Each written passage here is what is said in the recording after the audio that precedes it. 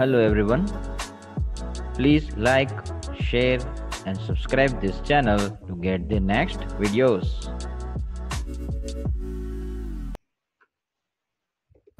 Hello everyone. Welcome to Engineering Solution. હવે in this lecture આપણે next જે part હતો જે આપણે પ્રોડક્ટ અને જે ક્વોલિટી વિશે ઇમ્પોર્ટન્સ કન્સેપ્ટ વિશે આપણે ડિસ્કશન આપણે પ્રીવિયસ લેક્ચરમાં કર્યું તેનો જે નેક્સ્ટ પાર્ટ જે છે તો એ આ છે અને અહીંયા આપણે એના વિશે નેક્સ્ટ જે છે એ સેશન જોવાનું છે. તો આ જે પાર્ટ જે છે એ પણ ચેપ્ટર 1 ની અંદર યુનિટ 4 ની અંદર યુનિટ 4 નો પાર્ટ 2 છે.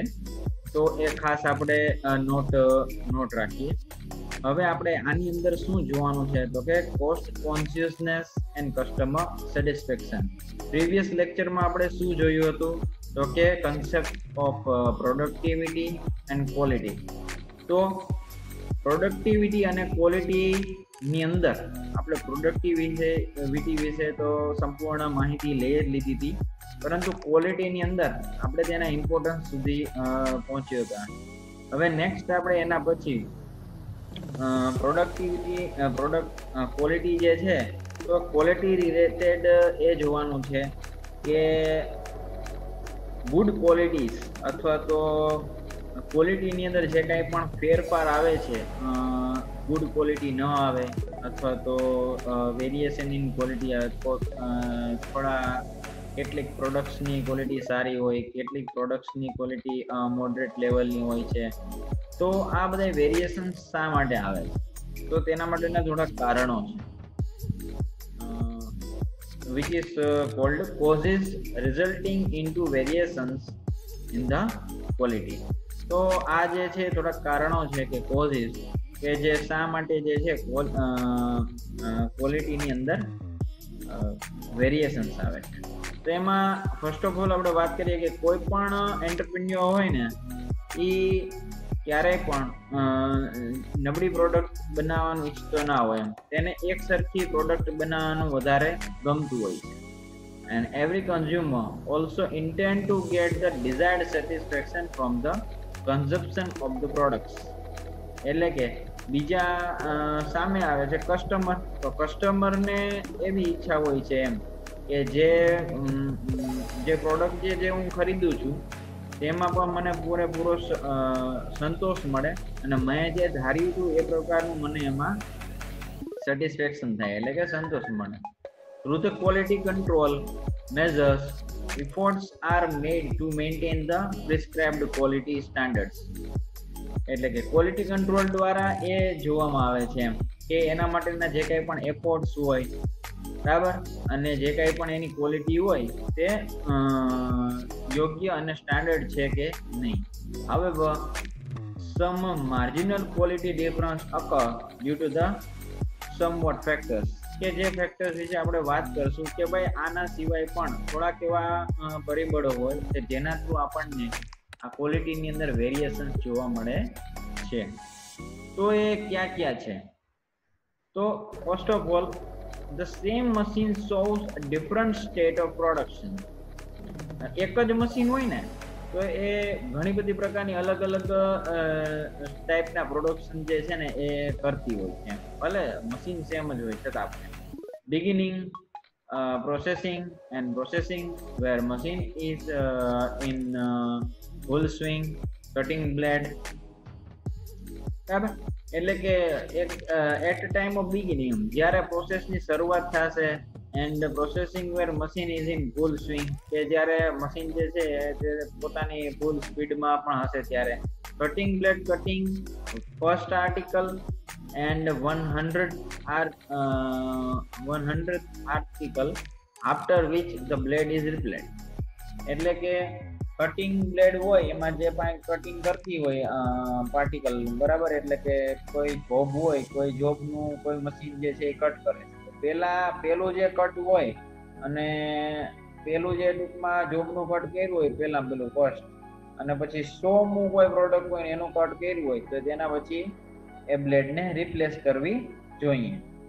Variation in raw material supplied by different suppliers એટલે કે ટૂંકમાં જે રો મટીરિયલ સપ્લાય કરવામાં આવે છે, જો એ ડિફરન્ટ સપ્લાયર પાસેથી આવશે તો પણ એની અંદર તમને વેરિએશન જોવા મળે છે.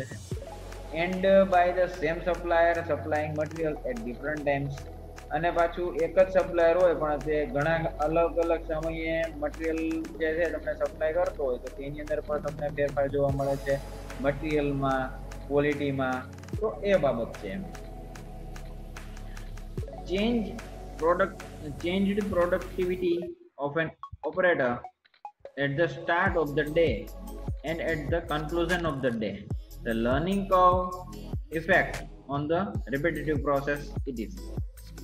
Changed productivity, જ્યારે productivity ની અંદર change આવશે of an operator at the start of the day, જ્યારે કોઈ દિવસ ચાલુ થયો હોય ત્યારે અને કોઈ દિવસ એન્ડ થયો હોય ત્યારે એની અંદર પણ ઉત્પાદકતામાં તમને ફેરફાર જોવા મળે છે. The learning curve effect on the repetitive process, બરાબર. અને પછી પાછું તમને એમાં જે એનું જે શિક્ષણ મળેલું હોય તો એને જે અનુભવ થયો હોય તો એ અનુભવના હિસાબે પણ તમને પ્રોસેસની અંદર ઘણી બધી રિપીટેટિવ પ્રોસેસની અંદર તમને જે અનુભવ થયો હોય એના હિસાબે પણ તમને પ્રોડક્ટની ક્વોલિટીમાં ફેરફાર જોવા મળે છે.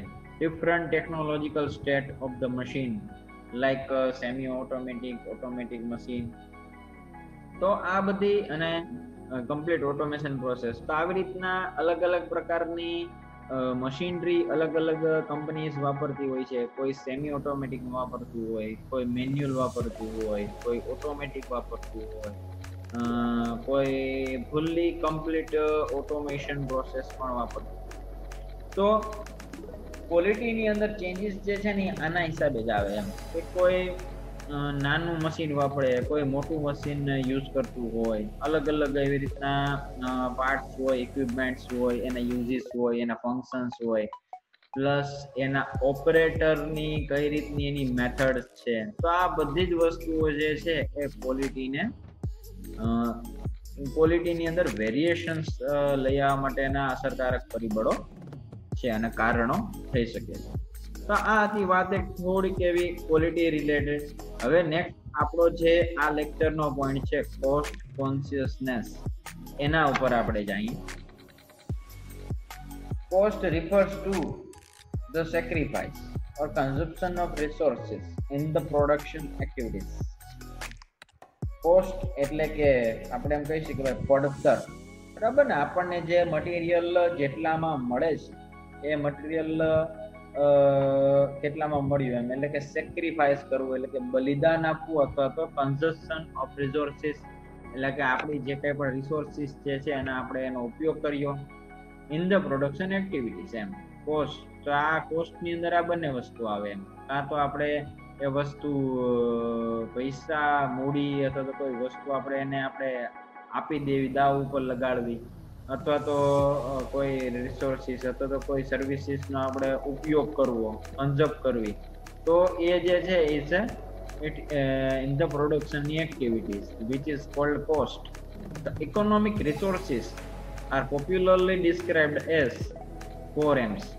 આપણને ખબર છે કે આ સામાન્ય રીતે ટૂંકમાં આર્થિક આ જે બધા સોર્સિસ જે છે એ કયા કયા છે એમ, કે જે આ કન્ઝપ્શન ઓફ રિસોર્સિસ જે છે તો એ કયા કન્ઝપ્શન ઓફ રિસોર્સિસ તો એ કયા તો કે આ 4Ms. 4Ms which 4Ms? તો કે મેન, મશીન, મટીરિયલ અને મની. આ ચાર વસ્તુનું આપણે કન્ઝપ્શન કરવું which is called cost in the production activity. એટલે કે ટૂંકમાં આપણે કોઈ પણ પ્રોડક્ટને જનરેટ કરવા માટે, બનાવવા માટે, મેન્યુફેક્ચર કરવા માટે જે કાંઈ પણ રો મટીરિયલમાં નો ઉપયોગ કરેલો હોય બધાને કોસ્ટ કહેવામાં આવે. પછી એ મશીન હોય કે મટીરિયલ હોય કે મની હોય કે પછી કોઈ માણસ હોય, કારણ કે તમે માણસને અહીંયા રોકેલો છે તો એને પણ તમે સેલેરી આપવાનો છો, એને પણ તમે પૈસા આપવાના છો. તો that's also a cost and also said as a sacrifice. This cost is refers to as a salaries, depreciation, consumptions of a material, and interest or debt respectively. એમાંથી કોસ્ટ જે છે ને એ ઘણી બધી રીતે હોઈ શકે એમ પગાર આપવો, ડેપ્રિસિએશન એટલે કે એમાં જે કઈ ઘટાડો થવો એ, પછી કન્ઝપ્શન થવું કઈ ઓફ મટીરિયલ એટલે કે મટીરિયલનો એની અંદર એમાં ઉપયોગ થવો અથવા તો વ્યાજ દર કે આ કે તે કે જે કે તમે આપણને જે લોન રિલેટેડ એ બધી વસ્તુઓ છે. તો એની અંદર બે વસ્તુઓ આવે ઇકોનોમિક રિસોર્સિસ ની અંદર. એક આવે હ્યુમન રિસોર્સિસ એટલે કે મેન, અને સેકન્ડ આવે છે નોન હ્યુમન રિસોર્સિસ એટલે કે મશીન, મટીરિયલ્સ અને મની. તો આ ત્રણ વસ્તુ જે છે એ નોન હ્યુમન રિસોર્સિસ માં આવશે. Next, cost consciousness. હવે એના માટે કોસ્ટ કોન્શિયસનેસ માટે એટલે કે પડતરની સભાનતા માટે આપણને એ ખબર હોવી જોઈએ કે ઉત્પાદન પ્રક્રિયામાં વપરાતા આ ચાર સાધનો જે છે ને એ બહુ જ મૂલ્યવાન હોય છે, અને પડતર અંગે એટલે કે જે કઈ પણ આપણને જે મેઇન જે કોસ્ટ લાગતી હોય એ કોસ્ટ અંગેનું આપણને કોન્શિયસનેસ થવું એ બહુ જ જરૂરી છે. કારણ કે ઘણી વખત વેસ્ટેજીસ, ઇનએફિશિયન્સી જો એ વધી જાય તો આપણું આઉટ ઓફ બજેટ થઈ શકે અથવા તો આપણને લોસ થવાના ચાન્સીસ વધારે થઈ શકે. તો એના માટે જે છે આપણને બહુ જ વધારે નુકસાનકારક થઈ શકે, તો એના માટે આપણે એનું ધ્યાન રાખવું જરૂરી છે. તો some popular methods of developing cost consciousness એટલે કે થોડીક આપણે પોપ્યુલર મેથડ જે છે ને એ આપણે જોઈએ છીએ કે કઈ રીતના આપણે પડતરની સભાનતા જે છે એને વધારી શકીએ. તો એને ડેવલપ કરવા માટે સૌથી પહેલા આવે છે prescription of cost standards for direct cost, popularly known as standard costing. એટલે કે પ્રિસ્ક્રિપ્શન એક એનું આખું પેજ તૈયાર કરવું, બરાબર છે, એનું એક આખું નોટ્સ તૈયાર કરવી કે એની જે પડતર સ્ટાન્ડર્ડ પડતરની કિંમત કેટલી છે.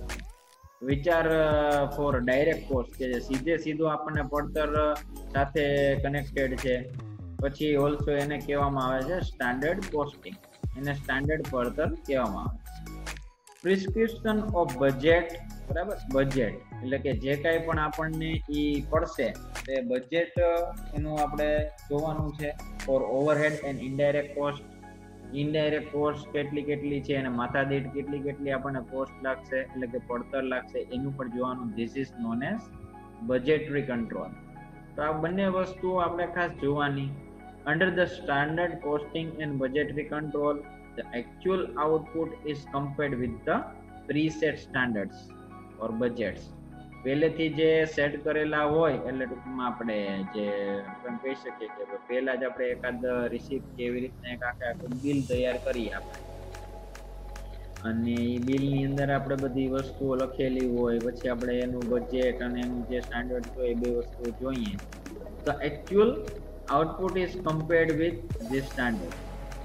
The difference between the, પછી એને ટૂંકમાં કમ્પેર કરવાનું એમ. આ જે આપણે જે બજેટરી કંટ્રોલ આ જે બંને વસ્તુ આપણે કરેલી છે, બરાબર, એને આની સાથે કમ્પેર કરવાનું.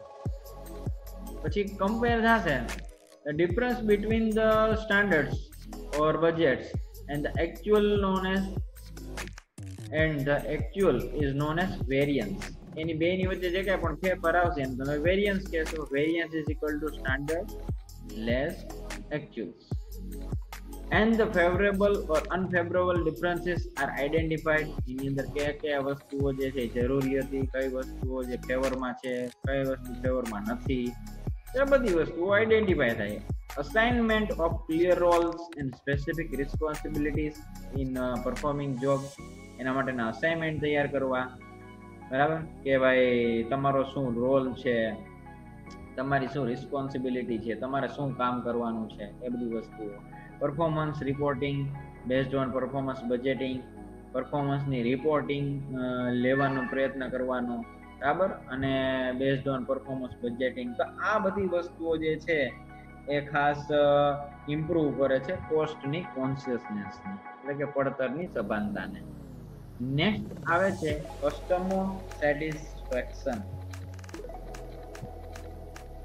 કસ્ટમર સેટિસ્ફેક્શન ની અંદર જો આપણે જોઈએ તો આપણે એમ કહી શકીએ કે કોઈ પણ પ્રકારનો બિઝનેસ હોય ને તો એ બિઝનેસની અંદર જે કાંઈ પણ પ્રોડક્શન થતું હોય તો એ પ્રોડક્શન થતી દરેક વસ્તુ અથવા તો સર્વિસની અંદર વાસ્તવની અંદર બંડલ ઓફ સેટિસ્ફેક્શન હોવું જરૂરી છે. એટલે કે બંડલ ઓફ સેટિસ્ફેક્શન એટલે કે સંતોષનો જથ્થો હોવો જરૂરી છે. તો આ વસ્તુ જે છે એ ઘણા બધા ઇકોનોમિસ્ટે પણ કીધેલું છે અને એના વિશે જ આપણે અહીંયા ડિસ્કશન કરીએ છીએ.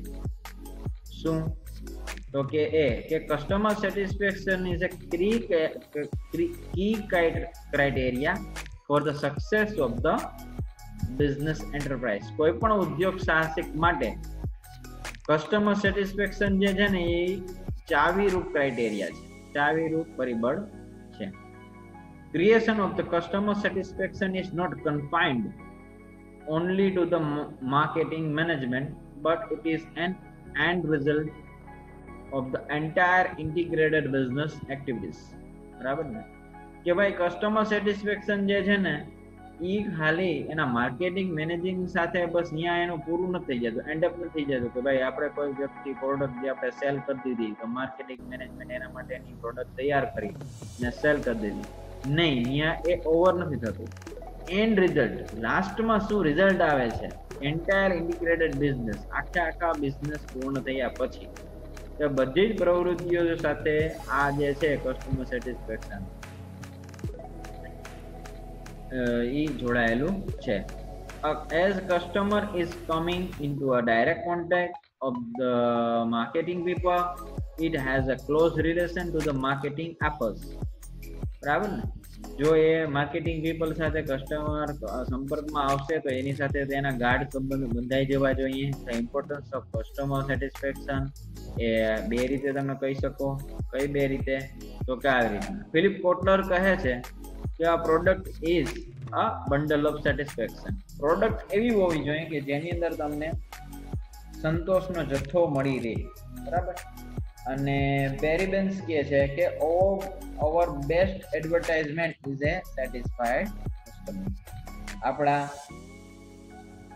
કોઈ પણ પ્રોડક્ટ હોય બરાબર તો એ પ્રોડક્ટનું જ્યારે કોઈ કસ્ટમર જે છે એ પ્રોડક્ટ થી સેટિસ્ફાઈ થશે તો એ આપણી બેસ્ટમાં બેસ્ટ એડવર્ટાઇઝમેન્ટ થશે. કારણ કે એ જ આપણી એડવર્ટાઇઝમેન્ટ કરે ને. જ્યારે કોઈ કસ્ટમરને કોઈ વસ્તુ સારી લાગશે એટલે આપણે એટલે એ વ્યક્તિ એમ કહેશે કે જો વસ્તુ લેવી હોય તો આ જ વસ્તુ આ કંપનીની આપણે લઈ શકાય, એ બહુ સારામાં સારી આવે. તો that's a advertisement. Okay, now types of satisfaction. હવે આપણે એ જોશું કે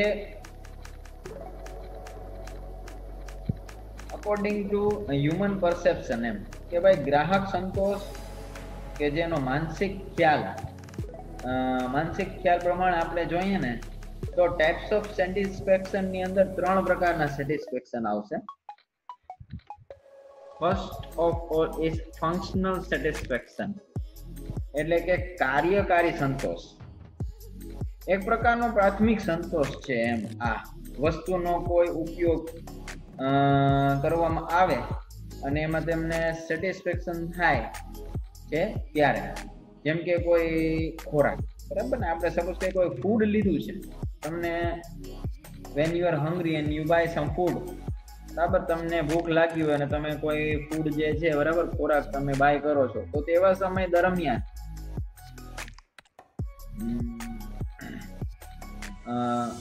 જે ફૂડ જે છે એ યોગ્ય ક્વોલિટીનું હોવું જરૂરી છે. નેક્સ્ટ આવે છે આપણે વાત કરીએ તો વાહન, મુસાફરીની ઈચ્છાને એ સેટિસ્ફાય કરે છે. પછી હાઉસ, તો હાઉસ જે છે એ ટૂંકમાં સિક્યોરલી રહેવાની ઈચ્છાને પૂરું કરે છે, સંતોષ કરે છે. તો આ બધી વસ્તુ છે ધેટ્સ કોલ્ડ ફંક્શનલ સેટિસ્ફેક્શન, કાર્ય એમ. પછી નેક્સ્ટ આવે છે એસ્થેટિક સેટિસ્ફેક્શન, એટલે કે સૌંદર્ય ભાવનાનો સંતોષ. દરેક વ્યક્તિને આપણે ખબર છે કે ભાઈ ગ્લેમર અને સુંદર થવાની ઈચ્છા હોય છે, આકર્ષક pack.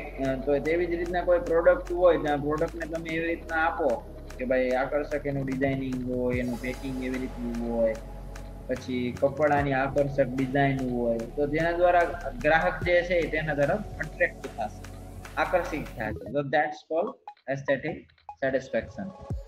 Next is esteem satisfaction. Esteem satisfaction એટલે કે માનીપણાનો સંતોષ.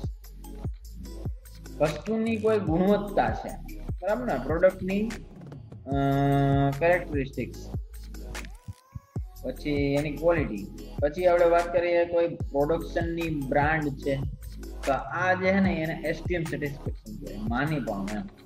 કે તેના દ્વારા શું થાય તો કે શક્તિના લેવલ અને માનીપણાની ભાવનાથી, એસ્થેટિકતાથી ભાવના આ સંતોષી શકાય છે એમ. કે ભાઈ કોઈ વ્યક્તિને એમ હોય કે ભાઈ હું જે છે આ જ બ્રાન્ડ અથવા આ જ કંપનીની વસ્તુ વાપરું છું એમ, તો ધેટ્સ એસ્ટીમ સેટિસ્ફેક્શન એમ. કે એને એ જ કંપનીની વસ્તુ એને મળી જાય તો એ સેટિસ્ફાઈડ હશે. તો that's are this three are the types of satisfaction. હવે એ સિવાય થોડીક વસ્તુ બીજી પણ આપણે જોઈએ કે ફિલિપ કોટલર જે છે ને એની customer satisfaction related is a product state that the customer satisfaction is a product, બરાબર. અને એ પ્રોડક્ટ જે છે ને એ બે રીતે તમે એને વર્ગીકૃત કરી શકો એમ, ક્લાસિફાય કરી શકો એવું ફિલિપ કોટલર કહે છે. શું કે ભાઈ કસ્ટમર પ્રોડક્ટ એક્સપેક્ટેશન અને પ્રોડક્ટ પરસીવ્ડ પરફોર્મન્સ, બે રીતે તમે એને ડિસ્ક્રાઇબ કરી શકો.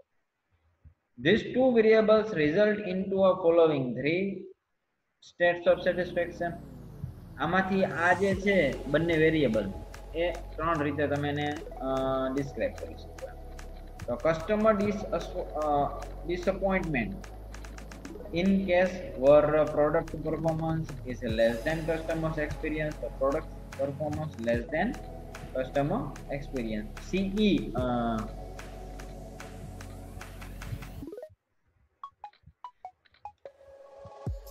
CE which is customer experience, બરાબર. અને TP એટલે કે product performance is less than customer experience એમ. પછી customer disappointment તો એના હિસાબે થાય એમ, product performance is less than customer's experience. તો customer satisfaction in case where product performance meets customer expectation, the PP is equal to CE. અને customer delightness, બરાબર, એ ક્યારે આવે? કસ્ટમર ની અંદર વધારે ટૂંકમાં આવી રીતના આવું થવું, ટૂંકમાં એમ કહેવાય વધારે એને સારી લાગવી પ્રોડક્ટ, તો in case where the product performance exceed the customers satisfaction, PP greater than CE. આ ત્રણેય રીતે જે છે તમે કસ્ટમરના સેટિસ્ફેક્શન જે છે કઈ રીતના તમે એને આંકી શકો તે એના માટેની થોડીક મેથડ જે છે એ ફિલિપ કોટલર આપેલી છે. તો આ હતી વાત customer satisfaction. Okay, in next lecture આપણે જોશું ટાઈપ્સ ઓફ એન્ટરપ્રાઇઝીસ, કે એન્ટરપ્રાઇઝીસ ની અંદર ઉદ્યોગ સાહસિકના કયા કયા પ્રકાર છે. Thank you for watching this video, and you can ask me any question in the comment box.